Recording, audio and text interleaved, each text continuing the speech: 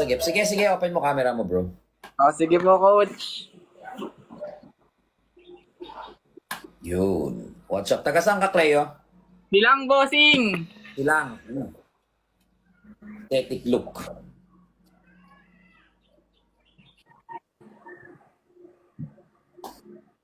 Diretso lang, relax.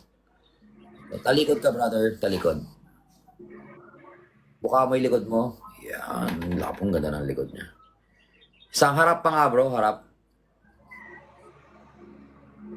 Check ko nga yung traps mo, bro. Yung traps mo. Yuko ka nga. Okay naman. Okay. Upper chest, relax, shoulder. Okay. So, okay, bro. Tanong ko lang ilang months, years ka na naglalaro, brother? 12 months po. 12 months, 1 year. Okay, so far, nung nag-start ka, anong weight mo nung nag-start ka? Kamusta ang physique mo nung nag-start? Yung start ko po nun is 55 po. Tapos ngayon 64 na po. 64? Tao po. Wow, good job. Great. Actually, sa nakita ko sa physique mo, ang ganda ng physique mo, well, with your improvement in 12 months, and nag-gain ka ng weight, and yung pag-gain mo is parang more on muscle talaga, which is really, really good, no?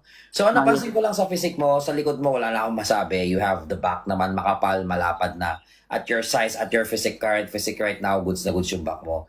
Sa front, siguro, traps mo, goods ako sa traps mo. Shoulder, okay. Bicep, tricep, walang problema. Symmetry when it comes to shoulder.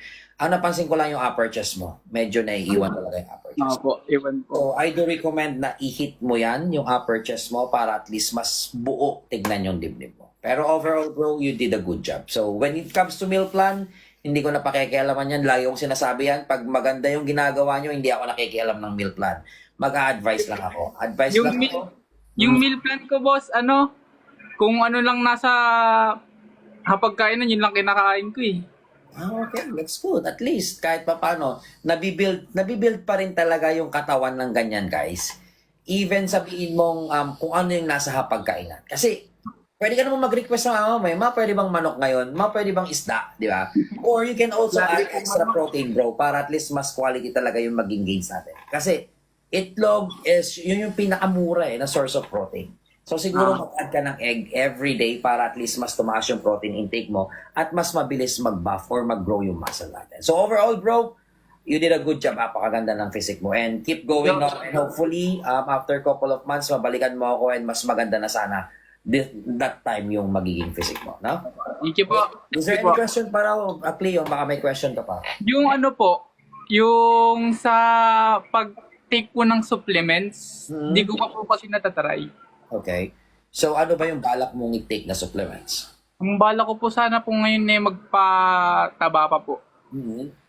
Bago po So kung gusto mo magpataba at sa genetics mo naman parang pag tumor ka, hindi ka naman tabain, I do recommend go for mass gainer.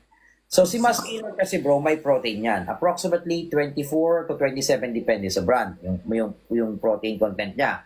And yung mass gainer kasi is high in calories. So yun ang kailangan natin, calories, para at least mag-add tayo ng extra size or extra mass. So I do recommend mass gainer for you. Okay po. Thank you po. Thank you po. Okay na po. Salamat. Thank you bro. Balitaan mo ako after 3 months. Apo. Thank you.